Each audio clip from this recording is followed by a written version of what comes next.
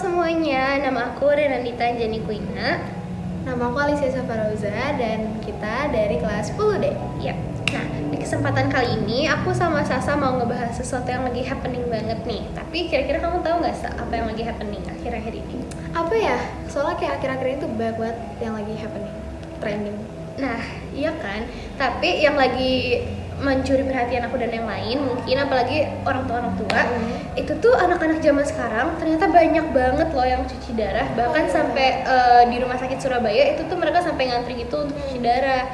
Nah, dari sependengaran aku sih ya, itu katanya gara-gara mereka gagal ginjal. Kan sayang banget ya, anak-anak kecil zaman sekarang itu udah gagal ginjal. Tapi sayangnya aku kayak kurang tahu gitu loh gagal ginjal itu kenapa. Jadi dari yang aku baca, dari web yang aku baca, kata salah satu dokter, gagal ginjal itu tuh terjadi karena penurunan fungsi ginjal, karena dia tuh nggak bisa menyaring sisa metabolisme dan racun-racun dengan baik gitu.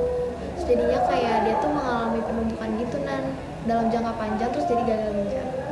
Oh alah. Nah, tapi selain itu ternyata pemicu seorang terkena penyakit gagal ginjal itu juga disebabkan oleh kurangnya minum air putih nih. Nah, anak-anak zaman sekarang tuh kan kayak sering main-main tapi minum air putihnya jarang, sukanya minum-minum yang manis-manis. Kayak es teh Solo itu 5 ribuan tuh kan kayak Soalnya kita nggak tahu ya gulanya juga bersih apa enggak. Nah iya, kayak yang aku bilang tadi kan, es teh Solo 5 ribuan.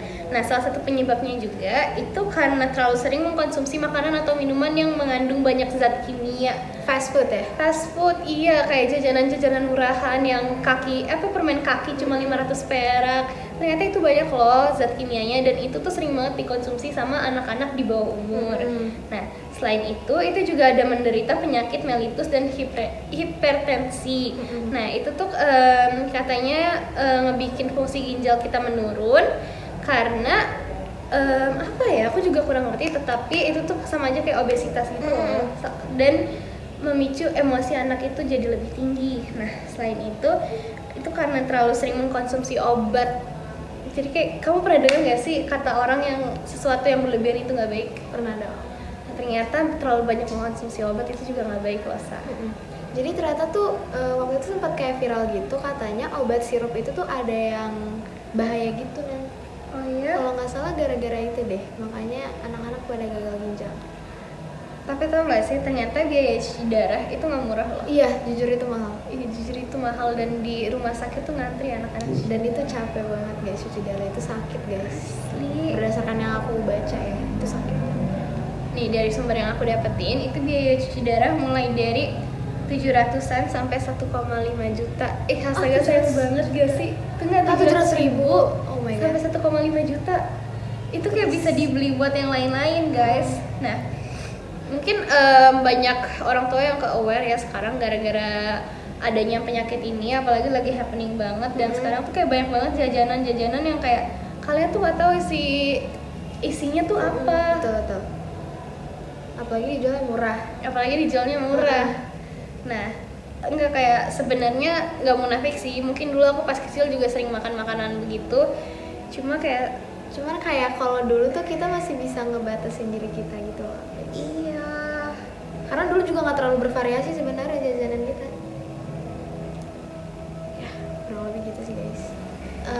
Jadi gagal ginjal itu kalau misal kalian kayak mampu buat ngenyembuhin itu, kalian bisa pakai transplantasi ginjal.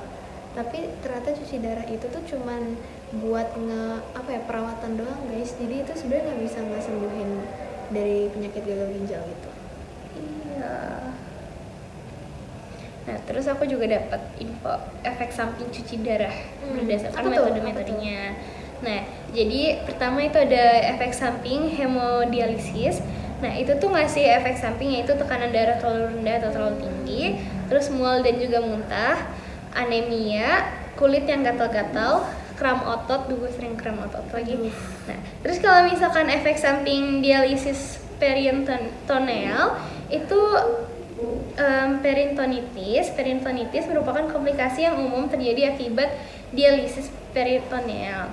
Nah, terus itu ada kenaikan berat badan, terus ada hernia, dan udah sih itu aja. Nah, kalau misalkan kenaikan berat badan itu aku juga dengar dari salah satu sumber kalau misalkan penyebab gagal ginjal itu salah satunya obesitas. Betul.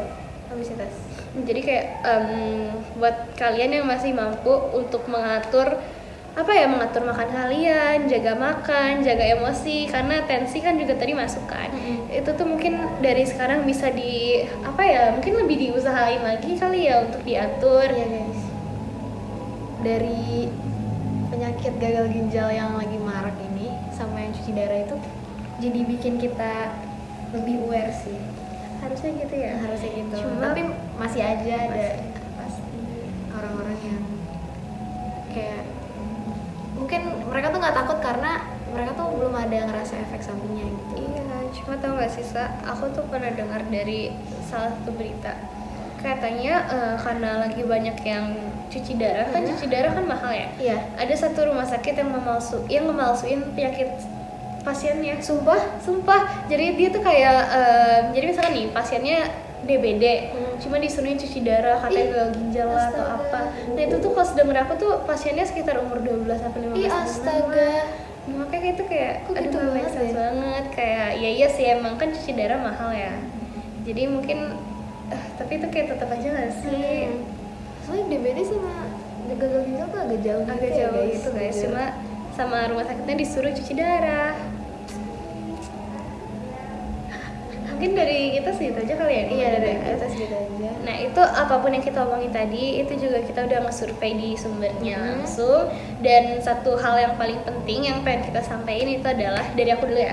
Dari aku kayak guys, kalian tuh harus banget jaga pola makan kalian. Terus sebelum mengonsumsi sesuatu itu kalian lihat dulu ini mengandung apa sih, karena itu juga penting loh. Mungkin dari Sasa ada? Dari aku sama sih kayak Renan.